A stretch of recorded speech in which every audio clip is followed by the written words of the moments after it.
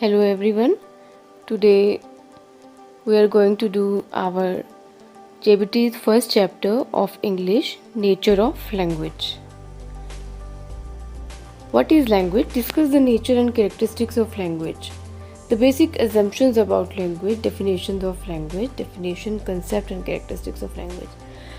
आखिरकार ये लैंग्वेज है क्या? भाषा हम किसे कहते हैं, वो किस तरह की होती है, उसकी क्या विशेषताएं हैं, क्या कैरेक्टरिस्टिक्स हैं, उसके बारे में क्या मान्यताएं यानी कि एजम्पशंस हैं, उसकी डेफिनेशन क्या है, उसको किस चीज़ को हम लैंग्वेज कह सकते हैं. तो देखते हैं किसे कहते हैं.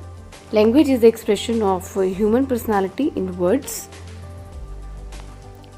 Language is the expression of human personality in words, यानी कि लैंग्वेज एक तरह का एक उपकरण कह सकते हैं, एक एक्सप्रेशन कह सकते हैं जो कि ह्यूमन पर्सनालिटी को डिफाइन करता है, उसे एक्सप्रेस करता है, उसके बारे में बताता है, लेकिन शब्दों के साथ में कि ह्यूमन एग्जैक्टली क्या है, उसके माइंड में क्या है, क्या थॉट्स हैं. वेदर रिटन और स्पोकन. अब वो जो वर्ड्स हैं वो रिटन में भी हो सकते हैं और बोले जाने वाले शब्द भी हो सकते हैं. It is a universal medium for conveying the common facts and feelings of everyday life. अब ये जो है पूरे वर्ल्ड का एक ऐसा मीडियम, ऐसा सोर्स है जो कि हर तरह के कॉमन फैक्ट्स को और फीलिंग्स को, जो भी हमारी हर रोज़ में काम में आई जाने वाली जो बातें होती है, कन्वर्सेशन होती है, थॉट्स, फैक्ट्स होते हैं, उसको ये एक्सप्रेस करता है, कन्वे करता है. Language is man made communication. Language जो है ये मैन मेड कम्युनिकेशन है, यानी कि बेसिकली जो भाषा है, वैसे तो इशारों वाली भाषा भी होती है, कहीं ना कहीं एनिमल्स की भी भाषा होती है, लेकिन कहीं ना कहीं जो लैंग्वेज है वो मैन मेड है, यानी कि इसको इंसान ने ही बनाया है अपनी कम्युनिकेशन के लिए. The English word language has been derived from the Latin word lingua and the old French word language. Language शब्द, ये जो इंग्लिश का लैंग्वेज शब्द है, इसे लैटिन से लिया गया है, लैटिन के लिंग्वा से लिया गया है और ओल्ड फ्रेंच के वर्ड लैंग्वेज से लिया गया है. जानते हैं कि आप ज़्यादातर कि वर्ड्स लैटिन या फिर फ्रेंच से ही क्यों होते हैं जब हम इंग्लिश के बारे में बात करते हैं? क्योंकि जो इंग्लिश लैंग्वेज है वो हमेशा से बनी हुई लैंग्वेज नहीं है. लैटिन और फ्रेंच बिल्कुल वैसी ही ओल्ड लैंग्वेज है जैसे कि हमारी हिंदी में संस्कृत लैंग्वेज होती है, और हिंदी जो है संस्कृत में से निकली हुई है. वैसे ही इंग्लिश लैंग्वेज लैटिन और फ्रेंच में से डेवलप हुई एक नई लैंग्वेज है. इसीलिए जितने भी इसके वर्ड्स हैं ये इन्हीं भाषाओं से लिए गए हैं. This word sometimes refers to codes and symptoms.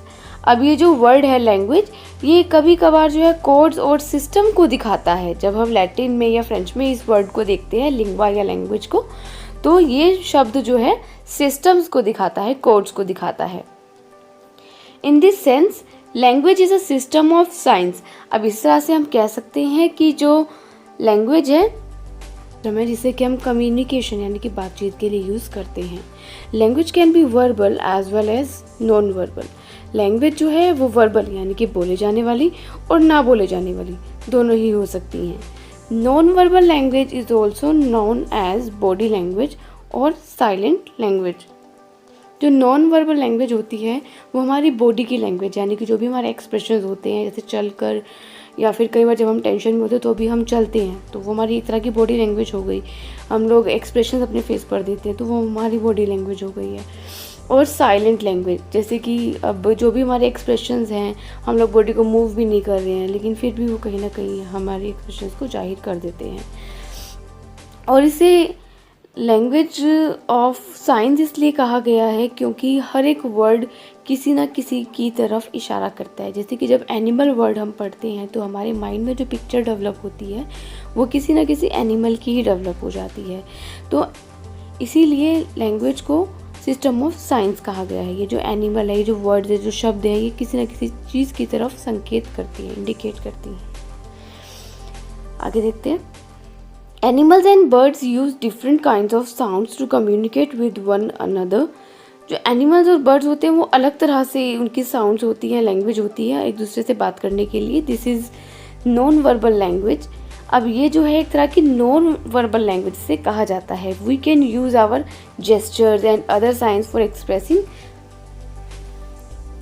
Our ideas.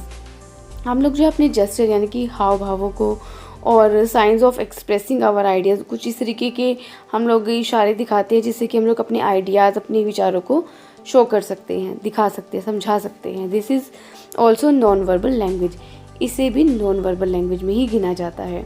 Language requires 4 basic skills: listening, speaking, reading and writing. Language को जो है सीखने के लिए, किसी भी लैंग्वेज को सीखने के लिए हमें 4 बेसिक स्किल्स को सीखना होता है, जैसे कि listening, speaking, reading and writing. Language is concern with letters, words and formation of sentences. अब लैंग्वेज को सीखने के लिए 4 स्किल लिसनिंग, स्पीकिंग, रीडिंग और राइटिंग चाहिए होती हैं। लिसनिंग, जब हम किसी लैंग्वेज को सुनते हैं तो मैक्सिमम सीख पाते हैं। जैसे कि जो छोटा बच्चा होता है उसे हम क ख ग नहीं सिखाते हैं, लेकिन वो कहीं ना कहीं बोलना सीख जाता है। तो वो बोलना सीखता है सुनने के माध्यम से। जब वो सुनता है तो वो लैंग्वेज को सीखता है।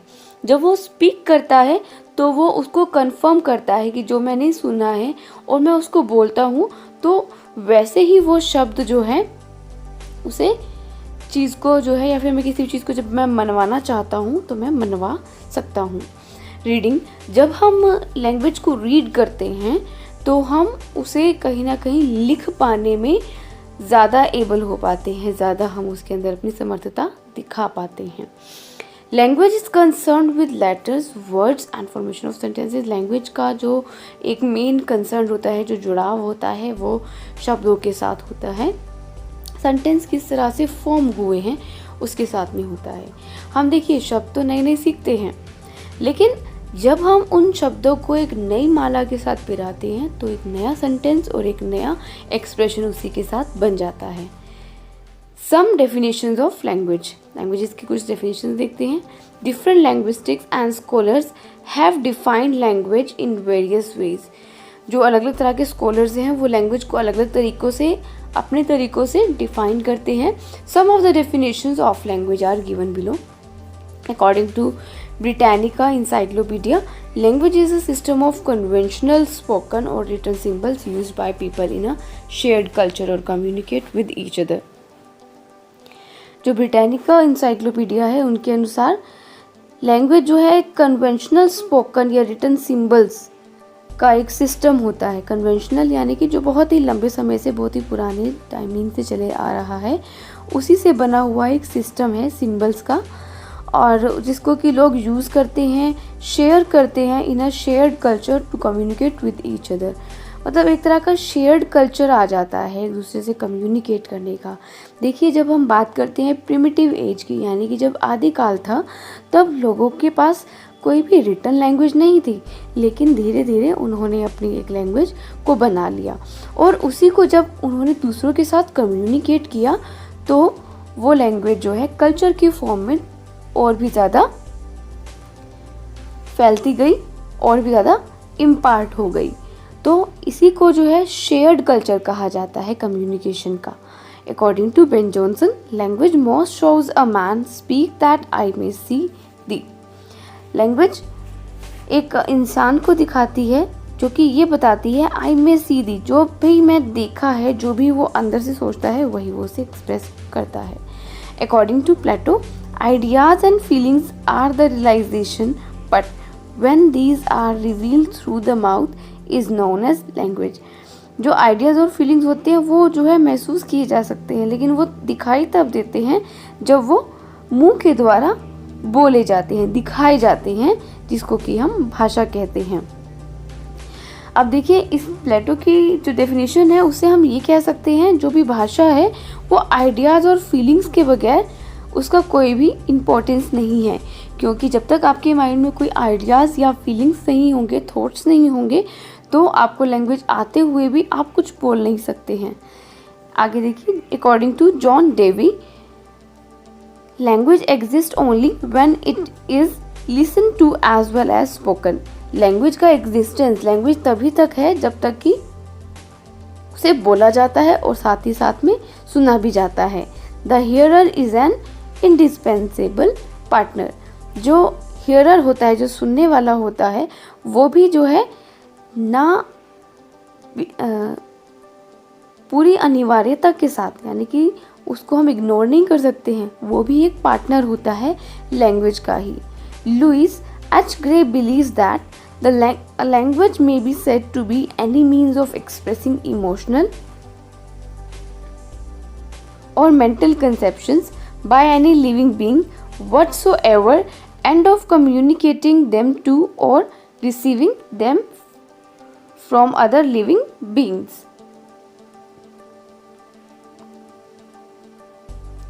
ये जो लैंग्वेज है वो इमोशनल और मेंटल कंसेप्ट्स होते हैं जो कि किसी भी इंसान के द्वारा कम्युनिकेट किए जाते हैं किसी भी तरीके से, मतलब कुछ भी जो कंसेप्ट्स होते हैं, इमोशनल हो चाहे मेंटल हो, किसी भी तरह के हो, और उसको वो कम्युनिकेट करे, यानी कि वो जाहिर करे और दूसरों से रिसीव भी करे फ्रॉम अदर लिविंग बीइंग, यानी किसी और इंसान से या फिर किसी भी और दूसरे लिविंग बीइंग से। यानी कि अगर हम चाहें तो लैंग्वेज को बर्ड से भी सीखते हैं, क्योंकि बर्ड्स की भी भाषा को हम कॉपी करते हैं, जैसे कि कू, म्याऊ, इस तरह के words. The famous American poet Walt Whitman says language is something arising out of the work, needs, ties, joys, affections of long generations of humanity and has its basis close to the ground. अब जो Whitman है उनका कहना है कि language कुछ इस तरीके का काम है जो कि ज़रूरतों से बंधा हुआ है, खुशियों से, इफेक्शन से, यानी कि जो भी हमारे एक्सप्रेशंस होते हैं, जो हमारे इमोशंस होते हैं, और लॉन्ग टाइमिंग से जो ह्यूमैनिटी से जुड़े हुए हैं, और उसको जो है फिर हम एक बेस दे देते हैं। यानी कि लॉन्ग टाइमिंग से चलता हुआ जो शेयर्ड कम्युनिकेशन कल्चर है, उसको जब हम एक बेस दे देते हैं, एक रूप दे देते हैं, फॉर्म दे देते हैं, तो वो लैंग्वेज का फॉर्म बन जाते हैं। According to free online dictionary, a system for the expression of thoughts, feelings etcetera by the use of spoken sounds और कन्वेंशनल सिंबल्स। कि जो लैंग्वेज है वो थॉट्स, फीलिंग्स का ही सिस्टम है, by the use of spoken sounds and conventional symbols. Human language differs from animal communication in different way. It has unique properties and characteristics. The following are the characteristics of language and or the assumptions about language. अब जो human language होती है वो animal language से बहुत ही अलग होती है और उसके अलग ही कैरेक्टरिस्टिक्स यानी कि विशेषताएं होती हैं, उसकी अपनी ही assumptions होती हैं। First, language is a social tool. जो लैंग्वेज है वो एक सोशल टूल है। Language enables man to live in society. अब देखिए टाइटल से ही समझ में आ रहा है कि लैंग्वेज जो है वो एक सोशल टूल है, यानी कि सोसाइटी के अंदर ही हम इसका यूज़ कर सकते हैं, इसको हम सीख सकते हैं।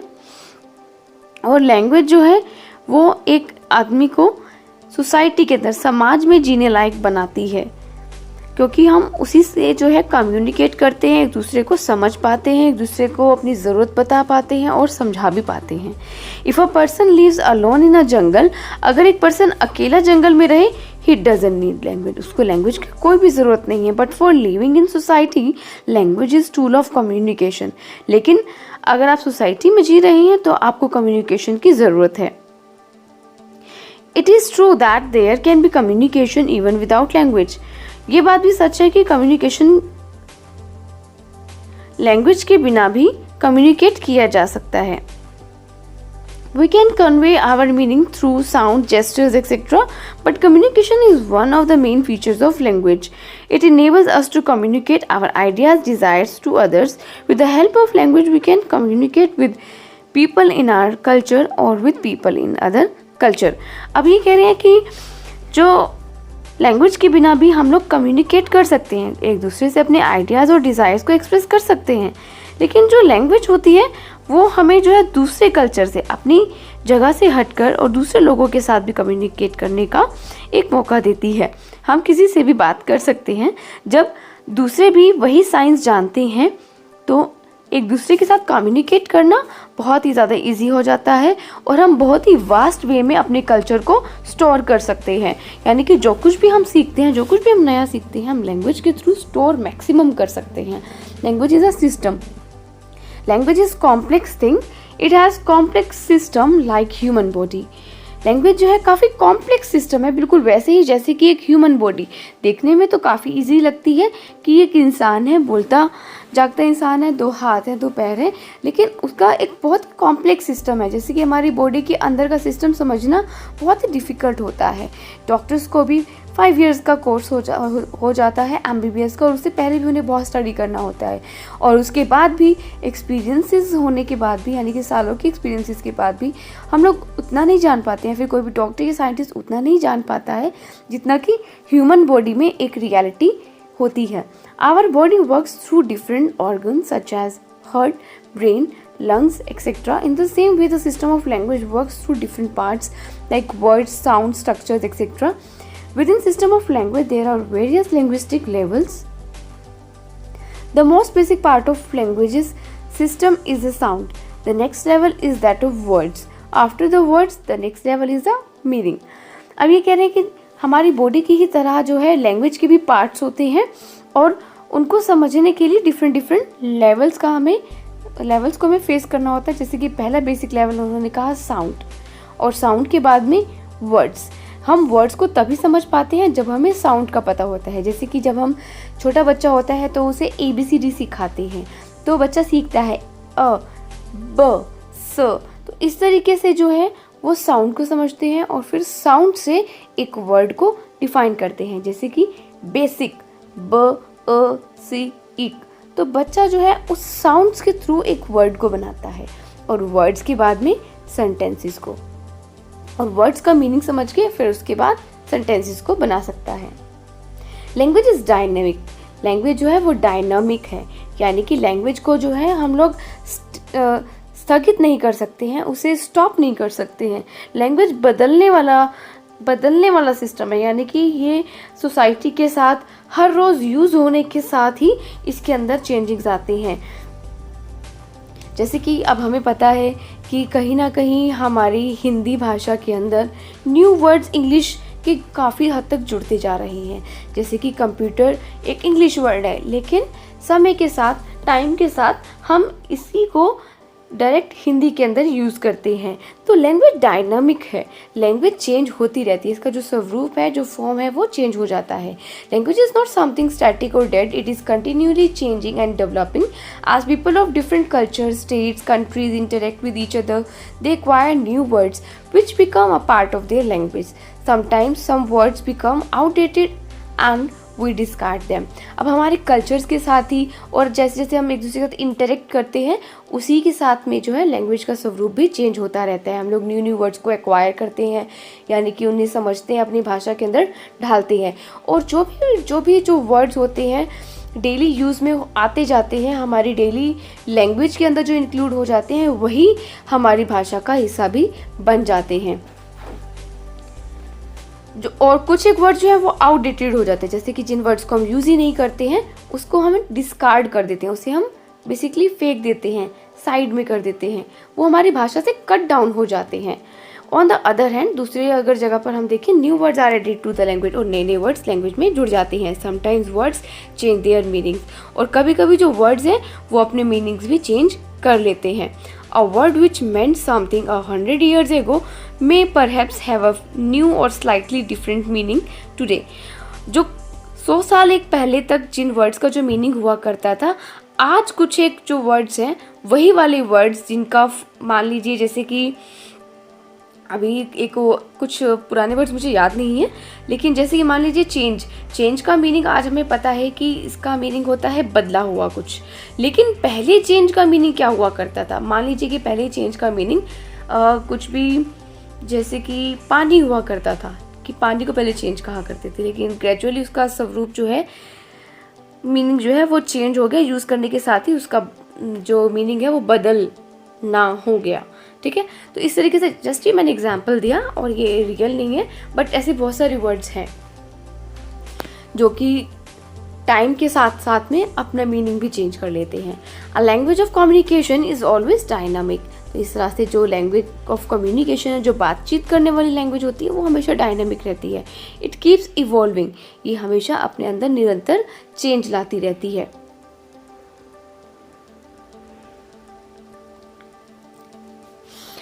लैंग्वेज इज यूनिक, लैंग्वेज जो है वो एक अनूठी है, अपने आप में ही कुछ अलग है।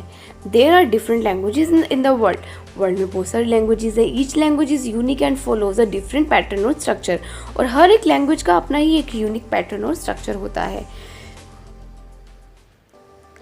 जैसे कि देखिए, इंग्लिश लैंग्वेज में हम लोग वर्ब को सब्जेक्ट के बाद में ही रखते हैं, जबकि हिंदी लैंग्वेज में जो वर्ब होती है, जो टाइम वर्ड होता है, उसे हम हिंदी में लास्ट में रखते हैं, बिल्कुल एंड में। जैसे कि मुझे यह काम आता है, आई नो दिस वर्क, तो आई नो, आई के बाद में नो, यानी कि जानना आ गया। जबकि हिंदी में जो है उसका स्ट्रक्चर, उसका पैटर्न बिल्कुल ही अलग होता है। इस तरह से हर एक लैंग्वेज का एक डिफरेंट पैटर्न और स्ट्रक्चर होता है। Each language has its own style of functioning, हर एक लैंग्वेज का अपना ही एक काम करने का तरीका है। Every language uses special sounds, vocabulary and structure, हर एक जो लैंग्वेज है वो अपना ही एक स्पेशल साउंड, वोकैबुलरी और स्ट्रक्चर को यूज़ करती है। A language become distinct because of culture, historical और geographical factors. This uniqueness is the most interesting characteristic of a language. Language का जो स्वरूप है, बिल्कुल वैसे ही जिस तरह से हम लोग डिफरेंट जियोग्राफिकल एरिया में, डिफरेंट एरिया में जो है अलग अलग तरह के कपड़े पहनते हैं, बिल्कुल वैसे ही लैंग्वेज का जो एक फॉर्म है वो कल्चर, हिस्ट्री के वजह से और ज्योग्राफिकल फैक्टर्स की वजह से चेंज होता है, डिफरेंट होता है। और यही जो यूनिकनेस है, बहुत ही एक इंटरेस्टिंग कैरेक्टरिस्टिक विशेषता है किसी भी एक लैंग्वेज की। Language is made of symbols, language जो है सिंबल से बनी हुई है। A symbol is something which stands for something else. For example, the saffron colour in our flag is the symbol of sacrifice and the white is the symbol of peace. In the same way, words are symbols which stand for objects. Language uses symbols in order to convey meaning. Every word, phrase or sentences means some idea or object. Language uses vocal symbols or sound symbols. अब देखिए, इसके समझाने के लिए मैं आपको एक example देती हूँ। जैसे कि जब हम कोई पोएम पढ़ते हैं, तो जो पोएट होता है वो किसी भी चीज़ के साथ में किसी भी इमेजिनेशन को जोड़ देता है। उससे पहले तो हमने कभी उस चीज़ को ऐसे नहीं सोचा था। जैसे कि मिरर को हम लोग एक सिंपल दर्पण के रूप में देखते थे, उसी की तरह देखते थे। लेकिन जब मिरर को राइटर ने कहा या पोइट ने कहा कि नहीं, ये तो एक तरह का बिल्कुल वर्ल्ड है, कि मिरर के अंदर भी एक वर्ल्ड है, तो उसने मिरर के साथ में वर्ल्ड को जोड़ दिया और हमने भी इमेजिनेशन के साथ वैसा ही समझ लिया। बिल्कुल वैसे ही होता है हमारी लैंग्वेज के शब्दों के साथ में। जब हम समझते हैं कि पीस जब हमने वर्ड बोला, जब जिसकी स्पेलिंग है PEACE, तो उसका मतलब होता है शांति। जबकि PIECE का मतलब होता है टुकड़ों से, उसका मीनिंग टुकड़ों से होता है। तो हमारे माइंड में पीस, जब हम वर्ड बोलते हैं तो हमारे माइंड में इमेजेस आती हैं और सेंटेंस के अकॉर्डिंग हम उसका मीनिंग को ग्रास्प कर लेते हैं, उसको हम समझ पाते हैं। बिल्कुल ठीक वैसे ही इसमें भी एक एग्जाम्पल दिया हुआ है। जैसे कि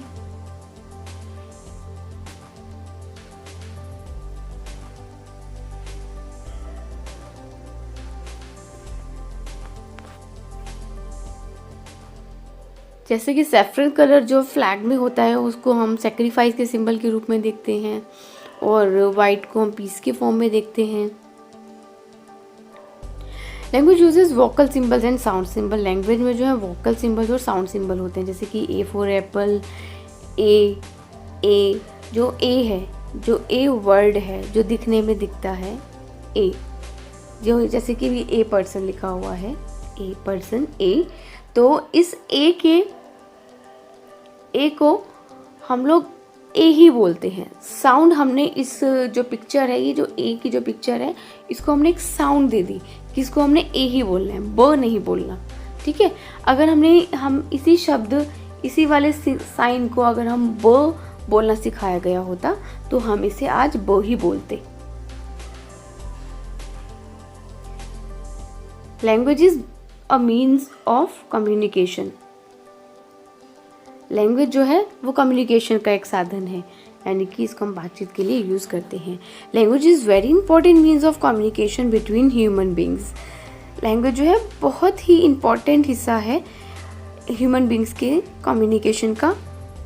अ person can share his ideas, feeling, believes and emotions with another person. It is true that there are other meanings of communication also, like gestures, nods, smiles, nods, flex, etc. But all these systems of communication have limited use. They are not perfect like language.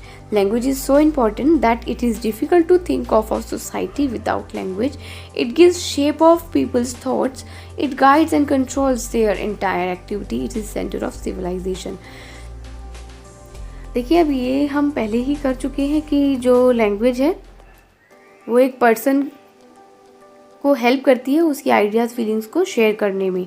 और जो language है उस जो हमारे expressions होते हैं, यानी कि जो नॉन वर्बल कम्युनिकेशन होता है, वो भी एक तरह की लैंग्वेज होती है। और इसी के साथ में कम्युनिकेशन, लेकिन जो नॉन वर्बल कम्युनिकेशन होता है उसका एक डिफरेंट ही यूज़ होता है।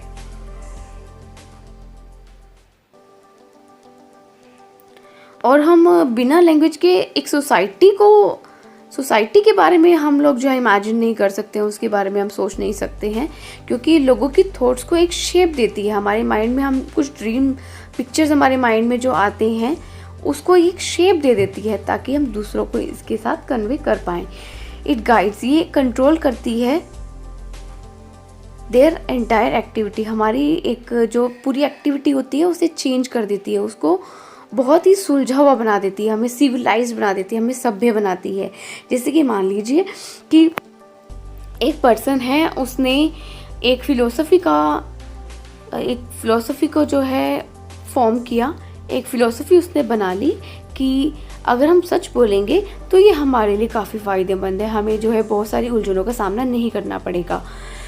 और एक पर्सन ने जो है फ़ैन इन्वेंट कर लिया, एक पर्सन ने इलेक्ट्रिसिटी इन्वेंट कर ली, तो सबने अलग अलग इन्वेंट किया, लेकिन हम उन सब चीज़ों को जो है स्टोर कहाँ करेंगे, कैसे हम उसे सीखेंगे, कैसे हम उनके एक्सपेरिमेंट्स को अपनी लेगेसी की फॉर्म में आगे लेके जा सकते हैं।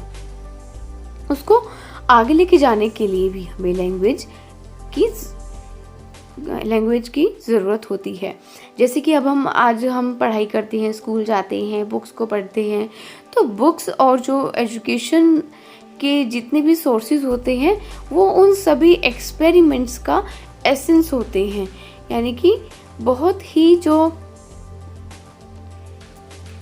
एक्सपीरियंसेस, जो कि ऐसे एक्सपीरियंसेस जो कि अभी प्रूव्ड हैं, ऐसे एक्सपीरियंसेस जिन्हें कि हम अगर दोबारा से आजमाएंगे तो उसका रिजल्ट वही आएगा जैसा कि बताया गया है। इसीलिए जो लैंग्वेज होती है वो कहीं ना कहीं हमें सभ्य बनाती है, यानी कि जो भी हमें आज तक लेगेसी मिली जा रही है वो एक स्टोर फॉर्म में हमारे पास लैंग्वेज के रूप में होती है। लैंग्वेज इज़ आर्बिट्रेरी, तो लैंग्वेज जो है, लैंग्वेज को आर्बिट्रेरी कहा गया है। आर्बिट्रेरी का मतलब होता है कि स्वच्छ, लैंग्वेज आर्बिट्रेरी है, यानी कि बिल्कुल स्वतंत्र है। Because there is no inner relation between the words of a language and their meaning, क्योंकि इनके वर्ड्स और मीनिंग में कोई भी रिलेशन नहीं होता, कोई अंदर वाला, कोई भी समझने वाला रिलेशन नहीं होता है। यानी कि आज अगर हमने इंग्लिश वर्ड को या फिर टेबल वर्ड को, जैसे कि टेबल वर्ड दिया हुआ है, अगर हम टेबल वर्ड को मेज के रूप में ना जानते होते, अगर हमें ये चीज़ ना पता होती कि दो टांगों जो लकड़ी की बना हुआ जो फर्नीचर होता है जिसकी की 4 लेग्स होती है उसे हम टेबल कहते हैं, तो हम उसे कभी टेबल ना कहते। अगर हम उसको टेबल ना कहकर कुछ ट्यूब कहा होता तो आज हम उसे ट्यूब नाम से ही जानते। तो यानी कि ऐसा नहीं है कि जब TABLE टेबल शब्द बनाया गया था तो उसके साथ ही मेज़ को इंज्यूम किया गया था। सबसे पहले टेबल को देखा गया था, फिर उसे एक शब्द दे दिए गए कि इसे हम ये कहेंगे। तो इस तरह से लैंग्वेज आर्बिट्रेरी है, वर्ड्स और उसके मीनिंग का कुछ इनर रिलेशनशिप नहीं है। There is no relation There is no reason why a table is called a table in English and maize in Hindi. When a baby is born, we may give it the name Mohan or Ram or Chintu or Kamal. It entirely depends on us. Same is the case with language. The choice of a word to mean a thing is purely human choice. जैसे कि हम किसी बच्चे को कोई भी नाम दे देते हैं, वो हमारे ऊपर डिपेंड करता है. बिल्कुल वैसे ही हमने चीज़ों को या थॉट्स को एक नाम दे दिया, एक्सप्रेशंस को एक नाम दे दिया, तो ये हमारी ही अपनी एक चॉइस होती है. But once a word is selected for a particular thing और क्रीचर इट बिकम्स कॉमन. लेकिन जब हम किसी चीज़ को जो है कोई वर्ड दे देते हैं तो वो धीरे धीरे कॉमन बन जाता है. If language had not been arbitrary there would have been only one language in the world. अगर लैंग्वेज आर्बिट्रेरी नहीं होती तो पूरे वर्ल्ड के अंदर एक ही लैंग्वेज होती. Language is primarily local. Language का जो मुख्य रूप है वो वोकल है, यानी कि बोले जाने वाली. जब लैंग्वेज को बनाया गया था तो वो सबसे पहले बोले जाने वाली ही लैंग्वेज बनी थी. उसके बाद ही उसे रिटन फॉर्म में लाया गया. Language is primarily made up of vocal sounds only. सबसे पहले इसे वोकल साउंड्स के रूप में ही बनाया गया था. These sounds are produced by the articulatory mechanism in the human body. In the beginning, language was only vocal. The writing came much later. Writing is the graphic representation of sounds of a language. Even today, there are a number of languages which exist in the spoken form only. A child learns the language by speaking. He learns to write much later. The modern linguistics believe that speech is primary and writing is secondary. Writing had one advantage over speech. It could be preserved in the form of books or records, but those days even sounds can be preserved through tapes or CDs. तो language जो है वो सबसे पहले vocal ही थी, यानी कि सबसे पहले जो है बोले जाने वाली लैंग्वेज ही बनी थी. ये नहीं है कि सबसे पहले राइटिंग थी और उसके बाद हम लोगों ने बोलना सीखा, नहीं, ऐसा नहीं है. सबसे पहले जो है बोले जाने वाली भाषा का ही उद्भव हुआ, यानी कि सबसे पहले वही आई थी और उसके बाद उस बोले जाने वाली भाषा को कुछ सिंबल्स दे दिए गए और लैंग्वेज का फॉर्म दे दिया गया.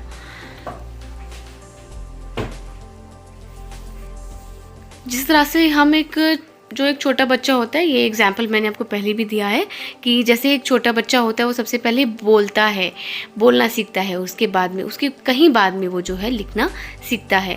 तो जो मॉडर्न लिंग्विस्टिक है वो सबसे पहले जो है प्राइमरी जो है वो स्पीच को मानते हैं और राइटिंग को वो सेकेंडरी मानते हैं.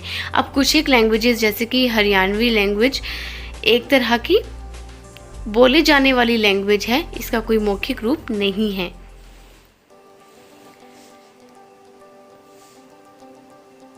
इसकी कोई अपनी लिपि नहीं है. तो जब लिखने वाली लैंग्वेज होती है तो उसको हम रिकॉर्ड कर सकते हैं, उसको हम बुक्स की फॉर्म में रख सकते हैं और अपनी लेगेसी को पास ऑन कर सकते हैं. और आजकल तो हम लोग साउंड को भी प्रिजर्व कर सकते हैं टेप्स की फॉर्म में और रिकॉर्डिंग की फॉर्म में. Language point number 9, language differs from animal communication. जो लैंग्वेज होती है वो एनिमल कम्युनिकेशन से कुछ अलग होती है. Language is primarily human. Language जो है सबसे पहले मुख्य रूप से ह्यूमंस की है. Only human beings possess language. जो ह्यूमन बींग्स होते हैं वो मुख्य तौर से जो है लैंग्वेज को पोजेस करते हैं. लैंग्वेज उनकी होती है and use it for communication. उसे कम्युनिकेशन के लिए यूज़ करते हैं. Animals also have Animals also have their own system of communication, but communication between them is extremely limited. लेकिन जो animals का जो communication होता है वो बहुत ही limited होता है. Monkeys can produce 9 or 10 sounds to express fear, aggression, anger, love, etc. The songs of birds are also messages to the other birds, but the messages of animals are limited in number. अब जो animals के sounds होते हैं वो बहुत limited होते हैं, तो वो limited ही expressions को जाहिर कर पाते हैं और लिमिटेड ही वॉइस को प्रोड्यूस कर पाते हैं. जबकि ह्यूमन बींग्स के पास जो कम्युनिकेशन है, कम्युनिकेशन की कोई भी लिमिट नहीं है, अनलिमिटेड है. Displacement. Language also allows us to think of and communicate about something or someone that is not immediately present. Language जो है हमें अलाउ करती है, हमें इस चीज़ की छूट देती है कि हम किसी भी चीज़ के बारे में सोच सकते हैं, कम्युनिकेट कर सकते हैं, चाहे कोई हमारे सामने हो या ना हो. So for example we can refer to our new car even though it is not actually in front of us. हम जो है बिना कार की तरफ इशारा किए हुए, जबकि कार हमारे पास नहीं है, हमारे सामने नहीं है, तब भी हम कार के बारे में बात कर सकते हैं. Similarly we can discuss last night's football game even though it has past. हम लोग जो है किसी फुटबॉल गेम के बारे में भी डिस्कस कर सकते हैं, हालांकि वो पिछली रात को ही चाहे हो गई हो, लेकिन हम उसके बारे में बात कर सकते हैं. ये होता है ह्यूमन लैंग्वेज के advantages. This property of language is known as displacement. और यही जो लैंग्वेज की विशेषता है इसे डिस्प्लेसमेंट कहा जाता है. Thus displacement is the ability to communicate और थिंक अबाउट थिंग्स और events which are not directly in front of him और हर. जब चीज़ें हमारे सामने ना भी हों, प्लेस ना भी हो, डिस्प्लेस हो, तब भी हम उसे कम्युनिकेट कर सकते हैं, उसके बारे में सोच सकते हैं और बात कर सकते हैं. Language is a form of social behaviour. Language जो है वो सोशल बिहेवियर का फॉर्म है, यानी कि इसके अंदर हम सोसाइटी के अंदर व्यवहार करना, बातें करना, सीखना और समझाना सीखते हैं. We have seen the language has to be learn, कि लैंग्वेज को सीखा जाता है. This learning is possible only in society. और ये सोसाइटी में ही पॉसिबल है. A child learns the language of his family and community. An Indian infant if placed in an English society will automatically learn to speak English. जो Indian बच्चा है, अगर उसे भी हम इंग्लिश सोसाइटी या माहौल में रखेंगे तो वो ऑटोमेटिकली ही इंग्लिश सीख जाएगा. He or she picks up the language of the social setup in which he or she growth. Thus language is a form of social behaviour. तो इस तरह से लैंग्वेज को है सोशल बिहेवियर कहा जाता है. जैसा कि अब कोई भी जो बच्चा है या फिर हम या आप हैं, अगर हम किसी भी लैंग्वेज वाली सोसाइटी में रहेंगे तो हम बहुत ही इजीली और बहुत ही जल्दी से उसी लैंग्वेज को सीख पाएंगे और उसे ज़्यादा लंबे समय तक अपने माइंड में रख पाएंगे. यही एक कारण है जिसकी वजह से आजकल स्कूलों के अंदर इंग्लिश एटमॉस्फेयर को यूज़ किया जा रहा है, ताकि बच्चे इंग्लिश लैंग्वेज को बहुत ही जल्दी से सीख सकें और वो इंटरनेशनल बन जाए, यानी कि वो अपनी भाषा को, अपनी बातों को, अपनी थॉट्स को कहीं भी कम्युनिकेट कर पाएँ पूरे वर्ल्ड में. Discuss the importance of language. अब importance of language,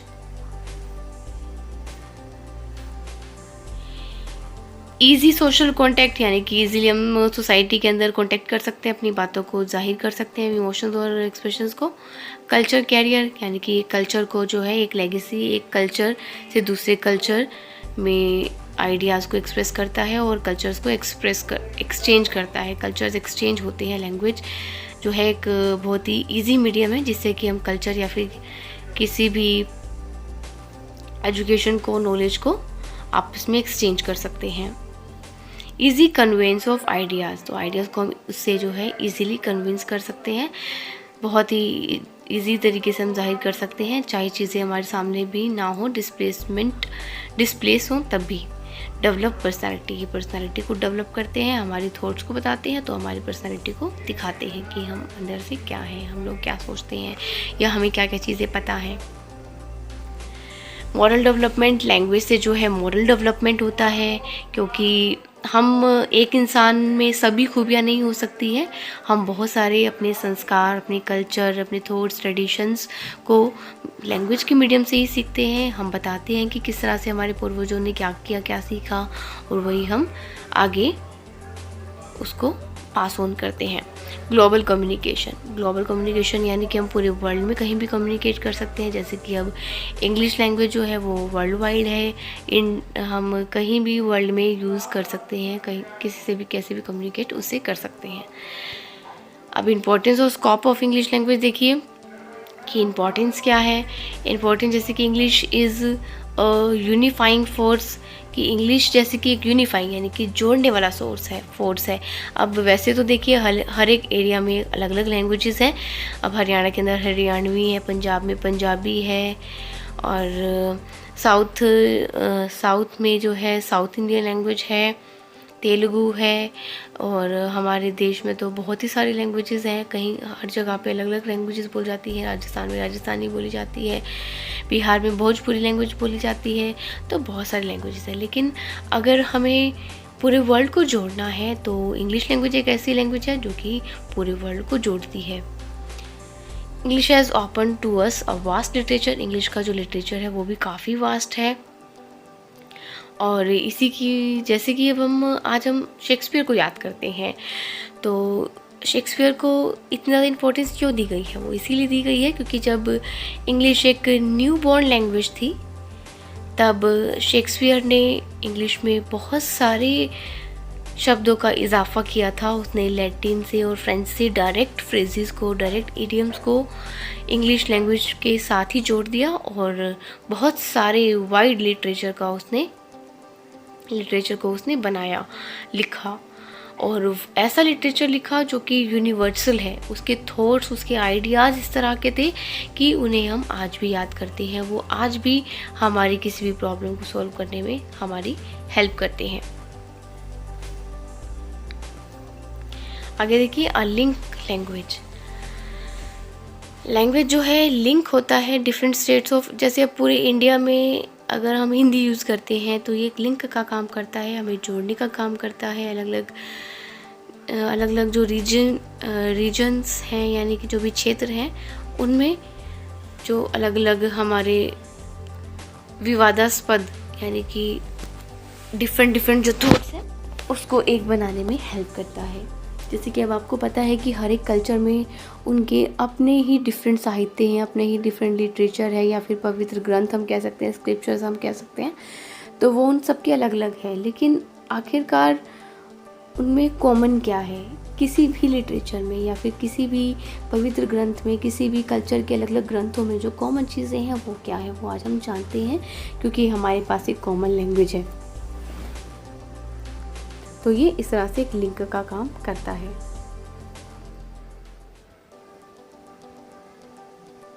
Pandit Nehru rightly observe the language link is a greater link between us and the English speaking people than any political link or Commonwealth link or anything else.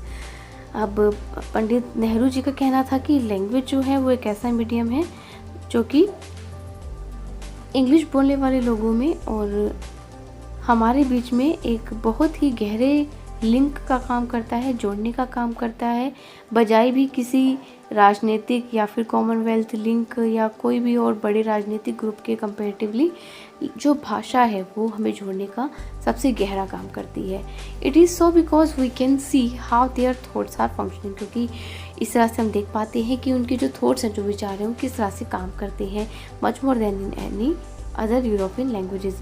किसी भी और दूसरी language के comparatively हम English भाषा से उनसे ज़्यादा अच्छे से जुड़ सकते हैं, या फिर किसी भी, अब तो पूरे वर्ल्ड में हम कहीं भी जुड़ सकते हैं। English is the language of science and technology. English जो है साइंस की भी लैंग्वेज है, टेक्नोलॉजी की भी लैंग्वेज है। अब हम देखते हैं कि जो भी हमारी हायर स्टडीज़ हैं, यानी जो भी साइंस स्ट्रीम लेने वाले बच्चे हैं, MBBS करने वाले बच्चे हैं, इंजीनियरिंग करने वाले बच्चे हैं, IIT के जो भी बच्चे हैं, वो सभी जो स्टडी करते हैं वो हिंदी में नहीं है, वो सब के सब जो है इंग्लिश लैंग्वेज में ही है। तो इस तरह से भी इंग्लिश लैंग्वेज के लिए स्पेशली कहा गया है language of science and technology. English has given India link with western sciences. It different language areas in India adopt the scientific symbols and symbolic representations in their own languages. India's sciences would be bottled up in many regional languages. This kind of isolation. अब जो English language है, जैसे कि हम जानते हैं कि जो सबसे पहले इंडस्ट्रियलाइजेशन आया था वो इंग्लैंड में आया था, यानी कि यूरोपियन कंट्रीज़ में आया था। तो उसी के साथ ही साथ में जो एक्सपेरिमेंट्स थे या जो साइंस से रिलेटेड डेवलपमेंट थी वो सबसे पहले यूरोपियन कंट्रीज़ में ही आई, और उनको जो है इंग्लिश लैंग्वेज के अंदर ही स्टॉक किया गया, स्टोर किया गया। और आज जो हम हाई एजुकेशन अगर हम परस्यू करते हैं तो वो इंग्लिश लैंग्वेज में ही होती है।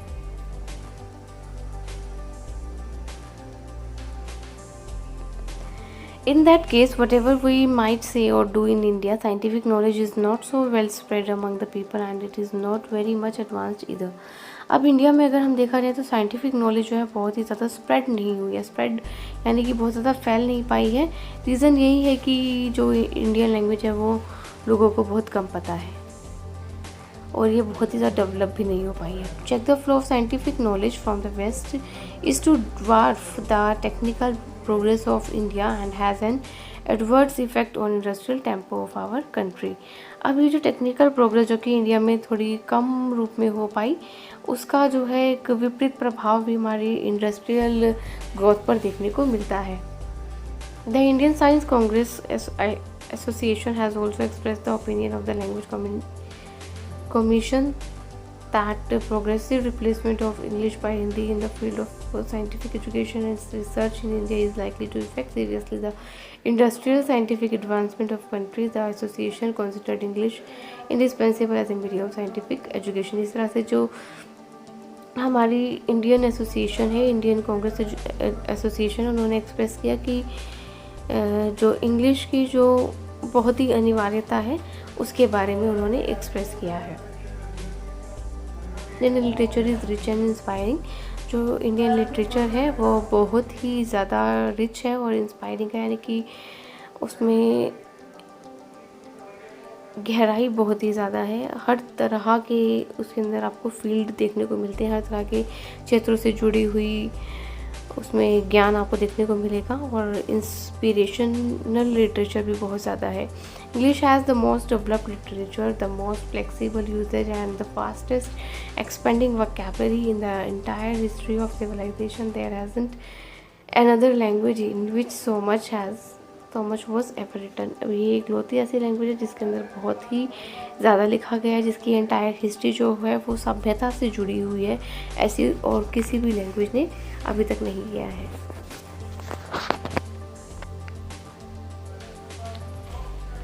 Both in the quantity of thought and in the quality of style, English is unrivaled.